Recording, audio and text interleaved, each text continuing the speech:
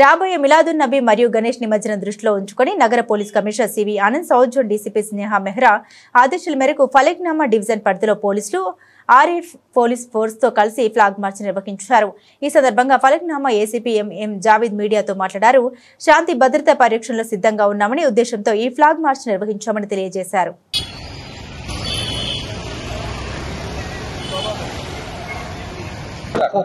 నమస్కారం.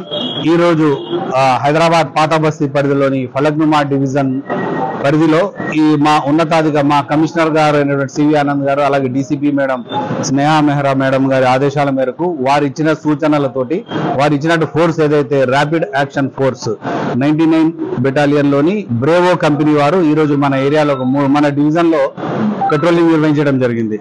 మన శాంతి భద్రతలు పరిరక్షించి నిర్వహించడం జరిగింది. ఇది కాలాపత్తర్ లిమిట్స్ స్టార్ట్ అయ్యి ఫలక్నుమాని టచ్ చేసుకుంటూ కాలాపత్తర్ టచ్ అయ్యి బదుర్పురా లిమిట్స్ లో ఎండ్ చేయడం జరిగింది. దీని ఉద్దేశం శాంతి భద్రతల పరిరక్షణలో మేము సిద్ధంగా ఉన్నామని తెలియజేయడం.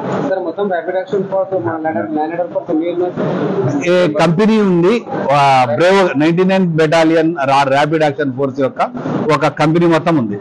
తగ్రీబన్ 100కు పైగా ఉంటారు. ల్యాండ్ ఆర్డర్ కూడా 50 ఉంటారు.